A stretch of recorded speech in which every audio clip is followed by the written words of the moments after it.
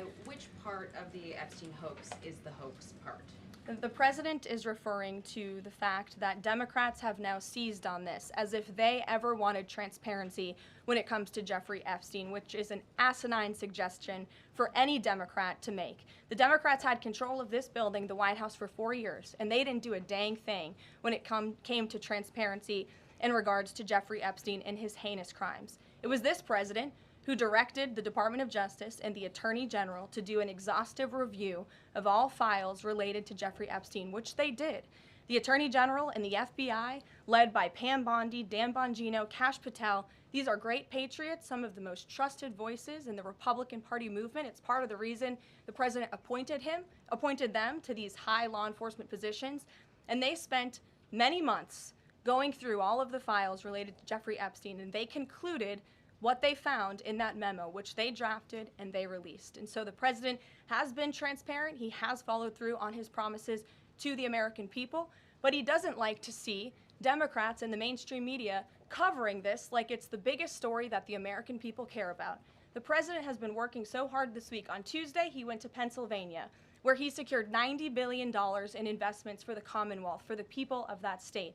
After that, he came back to the Oval Office at 8 p.m. He went in there to whip votes to get the Genius Act signed into law. And because of his efforts, that bill is now going to be signed and passed. The following day, yesterday, he meets with a foreign leader, the King of Bahrain, to secure more investments into this country. And then yesterday afternoon, the president is in the East Room of the White House mourning with parents who have lost their children because of fentanyl, signing a bipartisan piece of legislation. And not a single cable network in this country took that event live and covered that event like they should. Those are the issues the president cares about. What could be more important to the American people than helping families who have lost their children? Those are the issues this president is going to remain focused on. I understand he wants to move on from this story, but you do have some prominent figures, including the Senate Majority Leader, the House Speaker, voicing support for the files to come out. Representative Massey collecting signatures that would force a discharge petition for a vote on the floor for this. It doesn't seem to be going away. What is stopping the administration from just redacting any sensitive information, grand jury information, and putting out what is appropriate so that the American people can decide and then let this story die? Well, in terms of redactions or grand jury seals, those are questions for the Department of Justice. Those are also questions for the judges who have that information under a seal. And that would have to be requested, and a judge would have to approve it. That's out of the president's control. He has said, in agreement with some of the leaders on Capitol Hill, that if the Attorney General and the Department of Justice come across any other credible evidence, they should provide that to the American people. The president has said that, and he agrees with them on that. Why did he fire Maureen Comey? The Department of Justice did, and I would defer you to them. Dasha.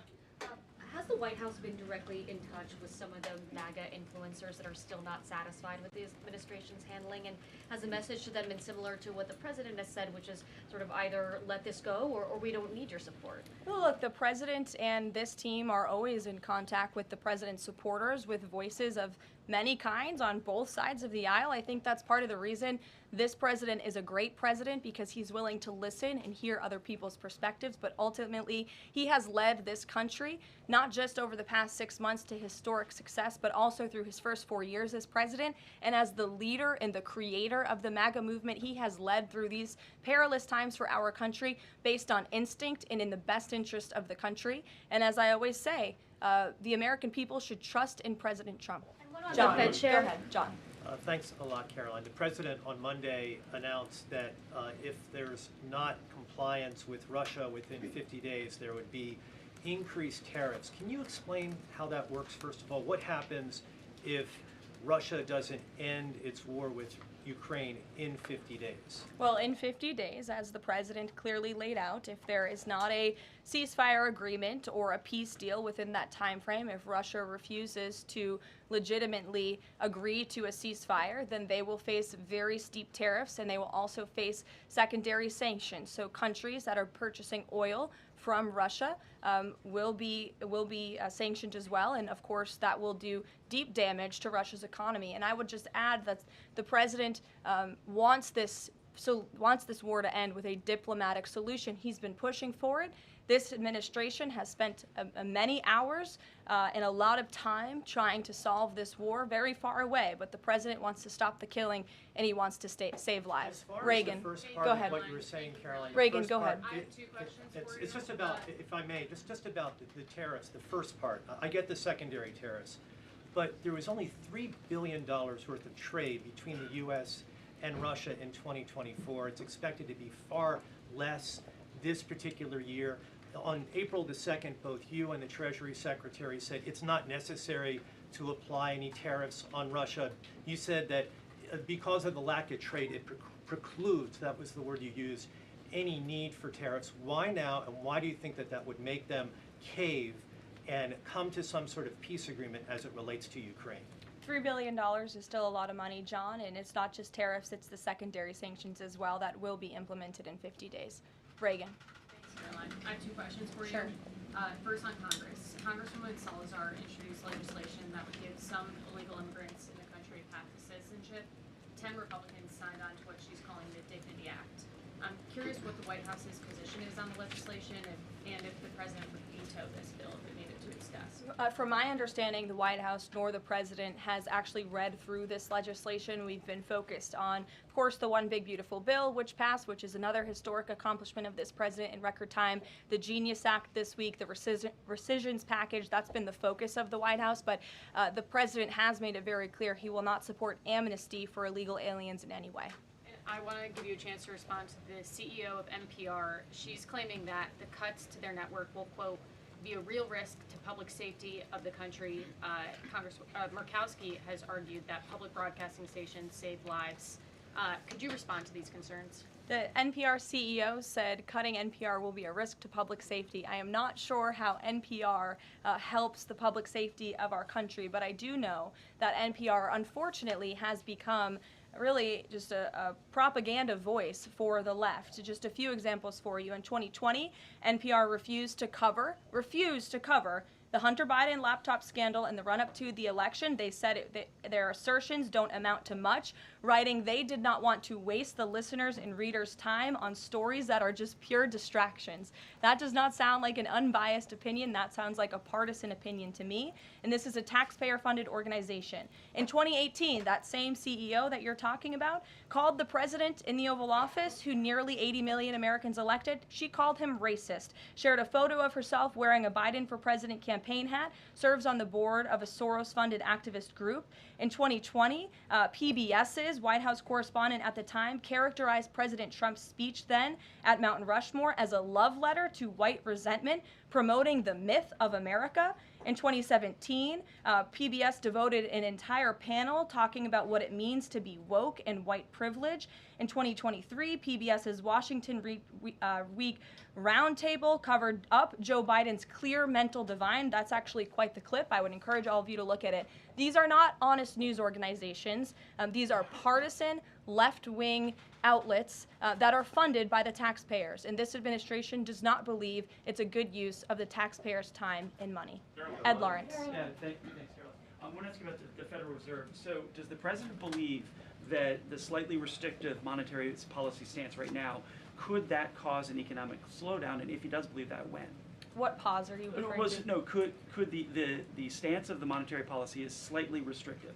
Does the president believe that that stance, the slightly restrictive stance, could cause an economic slowdown in itself? I haven't heard the president discuss that specifically, but what I do know in regards to the Federal Reserve is the president's been very transparent about his displeasure with both the policies and the management of the Fed, and he spoke about that to all of you pretty extensively in the Oval Office yesterday. Yeah, and last month, one more if I could, last month the Canadian Prime Minister said the president had agreed to a July 21st deadline to sort of work towards a trade agreement. That's 4 days from now. Could there be a trade agreement with Canada in 4 days? Well, look, we'll see. The trade team continues to be very active in our conversations and discussions with Canada. The president himself has said, unfortunately, our neighbors to the north have been pretty difficult to deal with when it comes to matters on trade. But in trade, generally speaking, as you know, 25 countries have received letters thus far from the president directly with his big, beautiful signature on them, from Japan to Korea, South Africa, Kazakhstan, Malaysia, just a few countries, and Canada also received a letter for 35%. With that said, if countries want to have legitimate further discussions, the Trump administration and the president's trade team are willing to have further talks. But these letters these countries have been receiving are the deals. And as the president has said, those deals will be made. They are tailor-made to each and every country based on the United States' concerns and what's in the best interest of the American worker and the American people. Charlie, go ahead. Thank you, The Caroline. president- No, I called on Charlie, but Deanna, you can go ahead too. Go ahead. The president said that he floated the idea of a special prosecutor in the Epstein case. Can you confirm that? And has he asked the Attorney General to do this, to appoint a special prosecutor to look it over? Well, the idea was floated from someone in the media to the president. The president would not recommend a special prosecutor in the Epstein case. That's how he feels. And as for his discussions with the Attorney General, I'm not sure. Deanna. Thank you so much. Do you know what the president's reaction was to Mike Johnson saying that he wants additional files released, the Epstein files? Was there a conversation with Mike Johnson about that following his comments? I won't discuss the president's private conversations with the Speaker of the House, but as I answered to Jackie's question earlier, the president has said if the Attorney General and the Department of Justice and the FBI have any more credible evidence in regards to Jeffrey Epstein's crimes, they should put that forward. He has called on them to do that. Sure. Go ahead. Thank you, Caroline. With a few days, So with a more- few days, with a few days, I'll go to all of you, starting with the lady in the blue. Go ahead. with a few days to the August 9th deadline, how are the negotiations with Europe going? There's some sticking points. What are they? Can we expect a delay, or should we expect a deal soon? Well, I believe the deadline is August 1st. As for the European Union, they continue to be very eager in negotiating with our country for obvious reasons on ways to lower their tariff and their non-tariff barriers that we have long said harm our workers and our companies. So the president's trade team continue to be in talks with the European Union. Would he accept, or would he put forth a